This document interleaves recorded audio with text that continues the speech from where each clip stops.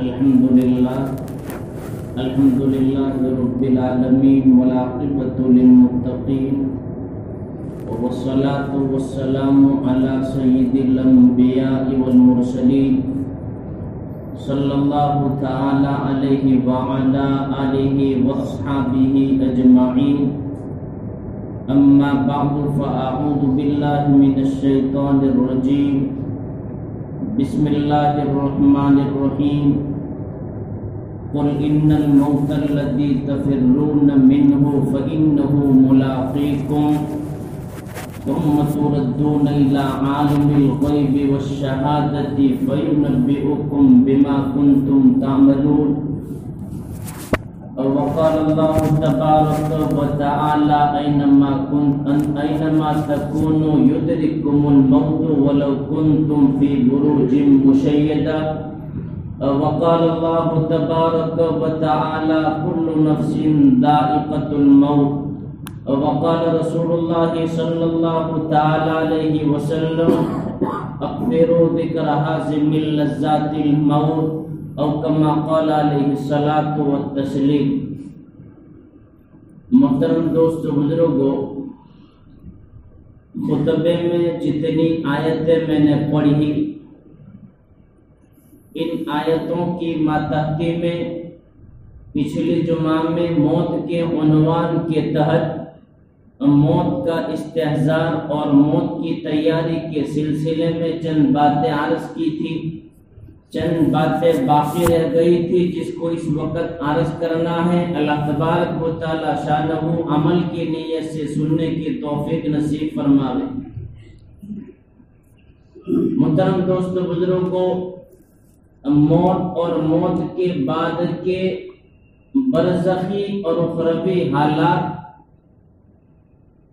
موت اور موت کے بعد کے برزخی اور اخروی حالات کا استحضار رکھنا، یہ اللہ کے حقوق کی ادائیگی کی علامات میں سے ہے، اللہ کے حقوق کے قبیل سے ہے، اور اس کے فوائد میں سے ہے. یعنی کہ موت کا استحضار رکھنے کے فوائد میں سے ہے کہ موت کا استحضار دنیا سے بے رغبتی پیدا کرتا ہے، آخرت کی رغبت دلاتا ہے، دل میں اللہ کی پختہ محبت کو جگا دیتا ہے، مرے بعد کی زندگی میں کام آنے والے کاموں کو کرنے پر ابھارتا ہے، اور گناہوں سے اجتناب اور بچنے کا جذبہ دلوں میں بیدار اور پیدا کرتا ہے. اس واسطے ہر مومن مرد اور ہر مومنہ عورت کو موت کا استحضار رکھنا چاہیے. اسی بنا پر نبی پاک علیہ السلام نے اپنی امت کو موت کا استحضار کثرت سے رکھنے کا حکم فرمایا کہ اکثروا ذکر ہازم لذات الموت، کہ موت کو کثرت سے یاد کرو کہ یہ لذتوں کو توڑنے والی چیز ہے. فَإِنَّهُ مَا ذَكَرَهُ أَحَدٌ فِي ضَيْقٍ مِّنَ الْعَيْشِ إِلَّا وَسَّعَهُ عَلَيْهِ وَلَا فِي سَعَةٍ إِلَّا ضَيَّقَهُ عَلَيْهِ. نبی پاک علیہ السلام فرماتے ہیں کہ لذتوں کو توڑنے والی چیز موت کو کثرت سے یاد کرو. جو کوئی اس کو یاد کرتا ہے تنگ دستی کے اور تنگی کے زمانہ میں تو اس پر وسعت کر دی جاتی ہے، یعنی کہ طبعی طور پر اس کو سکون اور اطمینان ملتا ہے. اور جو کوئی اس کو خوشحالی کے زمانے میں یاد کرتا ہے تو اس کو اس پر تنگ کر دیا جاتا ہے. یعنی کہ خوشحالی کے زمانے میں جب یاد کرتا ہے آخرت سے غافل ہو کر تو بھی گناہوں سے بچنے کا اس کے واسطے ذریعہ بنتا ہے. تو اس حدیث پاک سے معلوم ہوا کہ موت کو یاد کرنا ہر حال میں نفع بخش ہے، اور موت کا استحضار، موت کو یاد کرنا، یہ موت کی تیاری میں شمار کیا گیا، اور موت کی تیاری کرنے والوں کو عقل مند بتایا گیا. پچھلی جمعہ میں نے ایک روایت عرض کی تھی کہ چند نوجوان صحابہ نبی پاک علیہ الصلوۃ والسلام کی خدمت میں حاضر ہوئے اور انہوں نے عرض کیا، پوچھا کہ من اقیس الناس واعظم الناس یا رسول اللہ صلی اللہ تعالی علیہ وسلم، کہ اللہ کے رسول عقل مند اور ہوشیار کون لوگ ہیں؟ فقال اکثرهم ذکرا للموت واکثرهم استعدادا للموت اولئک الاقیاس ذهبوا بشرف الدنیا وکرامۃ الاخرہ، کہ عقل مند لوگ وہ ہیں جو موت کو کثرت سے یاد رکھتے ہیں اور موت سے پہلے موت کی تیاری کثرت سے کرتے ہیں، یہ عقل مند ہے جو دنیا سے شرافت لے پورے اور آخرت کی بزرگی لے گئے۔ اور ایک دوسری روایت میں نبی پاک علیہ الصلوۃ والسلام نے فرمایا، الکیس من دان نفسہ وعمل لما بعد الموت والعاجز من اتبع نفسہ ہواہ وتمنى علی اللہ، کہ عقل مند ہوشیار وہ ہے جو موت کی تیاری کرے، اپنے نفس کا محاسبہ کرتے ہوئے اپنے نفس کا محاسبہ کرے اور مرے بعد کی زندگی میں کام آنے والے کاموں کو کرے، اور عاجز بیوقوف وہ ہے جو اپنے نفس کی خواہشات کی پیروی کرے، اپنے نفس کی خواہشات پر چلے اور تمنا اللہ پر رکھے۔ اس حدیث پاک سے یہ بھی معلوم ہوا کہ عقل مندی کا معیار کیا ہے۔ آج دنیا اور دنیا والے عقل مند کس کو سمجھتے ہیں؟ جو دنیا کو بٹور لے، سونے چاندی کے ڈھیر کو جمع کر لے، عیش و عشرت کے سامان کو خوب حاصل کر لے، یا دنیا پر اوروں پر، دنیا کے واسطے اوروں پر دنیا کمانے کے لیے سبقت لے جاوے، یا تو سرکاری ڈگریوں کو حاصل کر لے، دنیا اس کو عقل مند سمجھتی ہے۔ دنیا کمانا کوئی برائی کی چیز نہیں ہے، سرکاری ڈگریوں کو حاصل کرنے میں کوئی ممانعت نہیں ہے، پر اگر یہ چیزیں فکر آخرت سے غافل رکھتی ہیں، مرے بعد کی زندگی کے اعمال کو کرنے سے قاصر رکھتی ہیں اور اللہ کی احکامات کی پیروی سے مانے بنتی ہیں، تو پھر یہ خطرات کا سبب ہے۔ تو دنیا تو سمجھتی ہے بہت دنیا حاصل کرنے والا، دنیا عقل مند سمجھتی ہے، عقل مند اس کو کہتی ہے جو دنیا کو خوب بٹور لے، دنیا کمانے میں اوروں پر سبقت لے جاوے، سرکاری ڈگریوں کو حاصل کر لے۔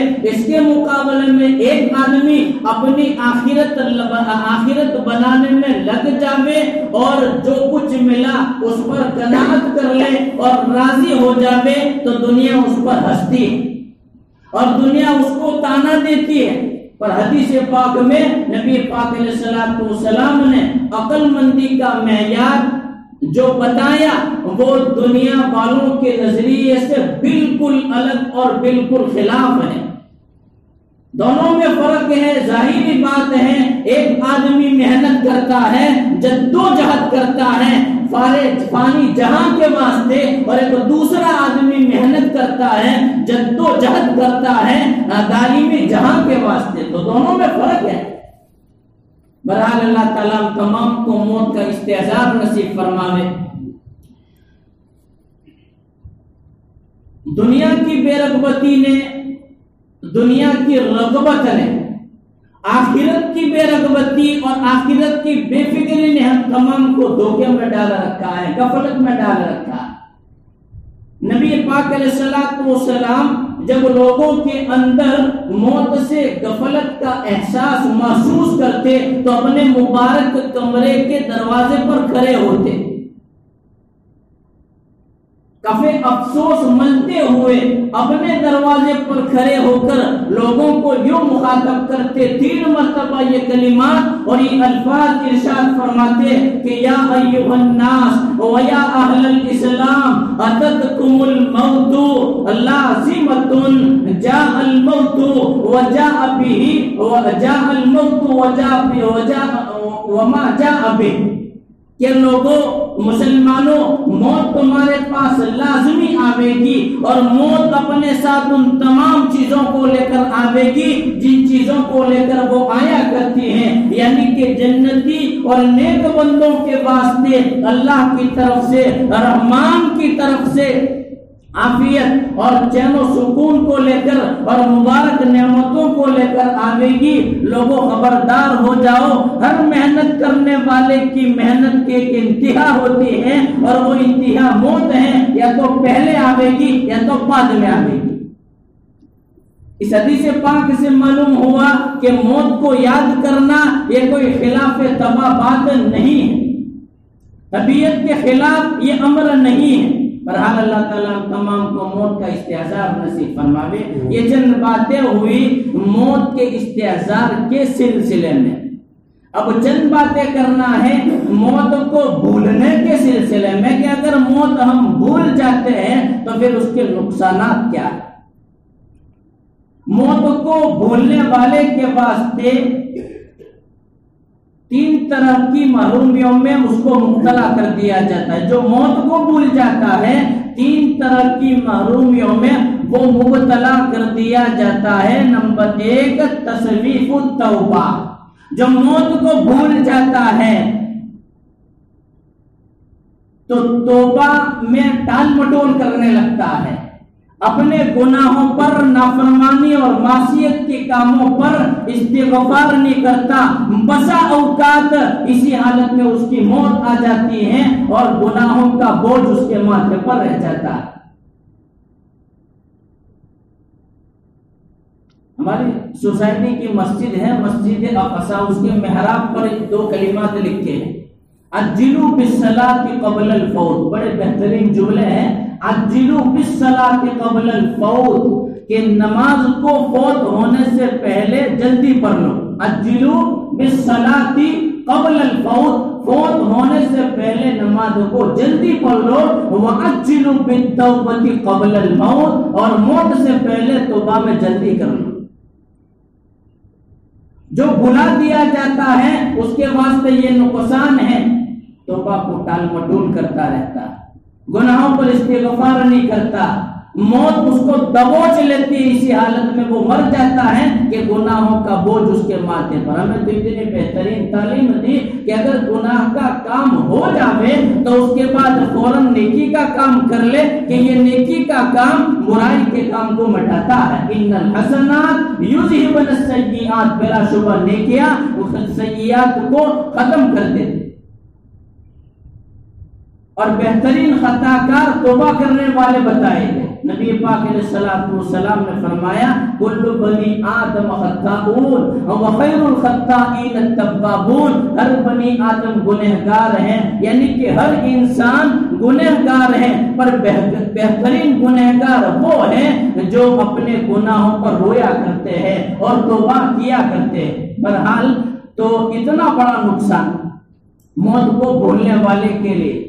دوسری چیز بتائی کہ ترک الرضا بالکفاف، جو آدمی موت کو بھول جاتا ہے اس کی ہوس بڑھ جاتی ہے، لمبی لمبی ترنگی امیدیں باندھتا ہے، آرزوئے امنگیں عمارت جیسی اونچی اونچی باندھتا ہے۔ اسی حالت میں موت اس کو دبوچ لیتی ہے اور اس کی تمنائیں دھری کی دھری رہ جاتی ہے، چونکہ وہ قناعت والی جو تھوڑی بہت روزی اس کو ملی اس پر راضی نہیں رہتا اور اس پر قناعت اختیار نہیں کرتا۔ تو یہ دوسرا نقصان موت کو بھولنے والے کا۔ تیسرا نقصان بیان کیا التکاسل فی العبادہ، جو موت کو بھول جاتا ہے عبادت میں وہ سستی کرنے لگتا ہے، یا تو سینے سے عبادت کرتا ہی نہیں اور عبادت کرتا ہے تو سستی اور کاہلی سے، بس اسی حالت میں وہ زندگی بسر کرتا ہے اور موت اس کو دبوچ لیتی ہے۔ یہ نقصانات 3 بڑے بڑے بیان کیے موت کو بھولنے والے کے واسطے۔ اب چند باتیں موت کو یاد کرانے کے ذرائع کے سلسلے میں بتلانی ہے کہ چند باتیں ہیں جن باتوں کو کرنے پر موت یاد آتی ہے، چند کام ہیں جن کاموں کے کرنے پر موت یاد آتی ہے. من جملہ ان میں سے ایک کام نبی پاک علیہ الصلوۃ والسلام نے یہ بتایا کہ زوروا القبور، قبروں کی زیارت کرو، قبروں کی زیارت کرو. فإنها تذکر بها الآخرہ، اس واسطے کہ قبروں کی زیارت تمہیں آخرت کی یاد دلائے گی. ایک دوسری روایت میں فرمایا زوروا القبور، قبروں کی زیارت کیا کرو. قبروں کی زیارت کیا کرو. فإنه رقیق القلب، اس واسطے کہ یہ دو رقیق القلب، یہ دل کو نرم کرتا ہے. وتدمع العین، اور یہ آنکھوں میں سے آنسو لاتا ہے. قبروں کی زیارت دل کو نرم کرتا ہے، آنکھوں میں آنسو بھر لاتا ہے. وتذکر الآخرہ، اور آخرت کی یاد دلاتا. موت کی یاد کے سلسلے میں دو اہم اور مؤثر سبب نبی پاک علیہ الصلوۃ والسلام نے ایک روایت میں یہ بتائے کہ موت کی یاد کے واسطے مردوں کو غسل دیا کرو اور جنازے میں کثرت سے شرکت کیا کرو. یہ دونوں سبب بڑے مؤثر ہیں موت کو یاد دلانے کے واسطے. حضرت ابو ذر رضی اللہ تعالیٰ عنہ فرماتے ہیں کہ مجھ سے نبی پاک علیہ الصلوۃ والسلام نے فرمایا کہ یا ابا ذر زر القبور، کہ اے ابو ذر قبروں کی زیارت کیا کر. فإنه تذکر بها الآخرہ، اس واسطے کہ اس کے ذریعے تو آخرت کو یاد کرے گا. قبروں کی زیارت کے ذریعے تو آخرت کو یاد کرے گا. وغسل الموتى، اور ابو ذر مردوں کو غسل دیا کر. فإنه معالجة جسد خار موعظة بلیغة، اس واسطے کہ بے جان جسم میں غور و فکر ایک بلیغ نصیحت ہے، ایک عبرت والی نصیحت ہے. وصلی الجنائز، اور نماز جنازہ پڑھا کر. اس واسطے کہ نماز جنازہ اور جنازے میں شرکت یہ تجھے غمگین کر دے گی، اور جو آدمی غمگین ہوتا ہے وہ اللہ کے سائے میں رہتا ہے. اس حدیث پاک میں 3 چیزیں بیان کی گئی. جنازے قبروں کی زیارت نمبر 1، قبرستان جایا جائے، قبروں کی زیارت کی جاوے، اور قبروں کو دیکھ کر اپنی قبر کا بھی استحضار رکھا جائے. وہ مقام عبرت ہے، وہ قبر کا گڑھا میری قبر، میں کہوں میری قبر دین میں 70 مرتبہ مجھے یاد کرتی ہے. حدیث پاک میں یہ بات ملتی ہے، ہر آدمی کی قبر اس کو 70 مرتبہ دین میں یاد کرتی ہے اور اعلان کرتی ہے اس کے سامنے. بھلے وہ اعلان سنا ہی نہیں دیتا، پر اعلان ایسا کہ اگر سن لیا جاوے تو بدن کے بال کھڑے ہو جائے، بدن کے رونگتے کھڑے ہو جاوے. پیروں اور جسم اور بدن کے ہر عضو میں ایک قسم کی دھروج پیدا ہو جاوے. وہ اعلان کرتے، میری قبر اعلان کرتے ہیں، انا بیت الظلم، انا بیت الوحدہ، میں تنہائی کا گھر ہوں. وانا بیت الظلمات، میں اندھیریوں کا گھر ہوں. میں وہ اندھیری نگری ہے، میں اندھیروں کا گھر ہوں. وانا بیت اللحیۃ والعقارب، میں سانپوں کا گھر ہوں، میں بچھوؤں کا گھر ہوں. وہ کیڑوں مکوڑوں کا گھر ہے. وہاں پر کوئی منیس نہیں رہتا، وہاں کوئی غمخوار نہیں رہتا، وہاں پر کوئی پرسان حال نہیں رہتا. تنو من ماٹی کے نیچے میت کو دبا دیا جاتا ہے. ہم اگر قبروں کی زیارت کو جاوے تو قبر کو دیکھ کر ہم اس بات کا تصور رکھیں کہ اس تنو من ماٹی کے نیچے جس طرح اس وقت ہم نے اس کو دبایا ہے، آئندہ کل مجھے بھی اس میں دبا دیا جائے گا. 3 باتیں بیان کی. نمبر 1، قبروں کی زیارت کرو. قبرستان جاتے ہیں، اشارہ ایک مستقل ایک بات کی طرف ہے. قبر اس کے ذریعے معلوم یہ ہوا کہ مطلب کہ مقصد بتلانا، قبروں کی زیارت کا جو مقصد ہے وہ بھی معلوم ہوا کہ اپنی موت کا استحضار اور فکر آخرت سوار ہو جانا. قبرستان میں سیر و تفریح کے واسطے نہ جایا جاوے. ہمارے دلوں پر غفلت کے بڑے گہرے پردے پڑے ہیں، یا تو ہم میں سے بعض لوگوں کی دلوں پر غفلت کے ایسے گہرے پردے پڑے ہیں اور قساوت کا زنگ ایسا لگا ہے کہ قبرستان جاتے ہیں، پر قبرستان جانا ان کا ایک مقصد کے پیش نظر ہوتا ہے. بعضوں نے تو قبرستانوں کو کھیل کود اور تماشوں کا اڈا بنا رکھا. عرس کے بہانے اولیاء اللہ کی قبروں پر جاتے ہیں، وہاں پر ایسے گھنونی حرکتیں کرتے ہیں اور ایسی خبیث حرکتیں کرتے ہیں کہ نہ پوچھے پر. مروجہ محفل قوالی کا نظم وہاں پر کیا جاتا ہے. مردوں اور عورتوں کا اختلاط، آپس میں ملنا عورتوں کے واسطے قبرستان جانے کی ممانعت شریعت. بہرحال قبرستان جایا جاوے، وہ مقام عبرت ہے، قبروں کی زیارت کی جاوے. اس کا مقصد یہ ہے کہ اپنی موت کا استحضار اور فکر آخرت سوار ہو جاوے. دوسری بات بیان کی، جنازوں میں کثرت کی جاوے. جب کسی کا جنازہ اٹھاوے اس وقت جو ہے یہ تصور ہو کہ آج اس کو میں نے اٹھایا ہے، آئندہ کل مجھے بھی کوئی اٹھائے گا. اور تیسری بات بیان کی کہ مردوں کے نہلانے میں شرکت کی جاوے، مردوں کو نہلایا جاوے. جب مردے کو نہلایا جاوے اس وقت تصور یہ رکھے کہ میں آج خود نہاتا ہوں، خود کپڑے اتارتا ہوں، اپنے بدن کو مل کر صابن کے ذریعے خوب صاف اور پاک کر لیتا ہوں. پر ایک وقت وہ بھی آئے گا کہ میں عاجز بن جاؤں گا اپنے کپڑے اتارنے کے سلسلے میں، اپنے بدن کو پاک اور صاف کفنے کے سلسلے میں، اور اس وقت میں مجھے کوئی دوسرا نہیں لائے گا. یہ تصور. بہرحال یہ چیزیں ہیں، یہ ذرائع ہیں موت کا استحضار اور موت کی یاد کرنے کے سلسلے میں. اللہ تبارک و تعالی شانہ موت کا استحضار ہم تمام کو نصیب فرماوے. موت سے پہلے موت کی تیاری کی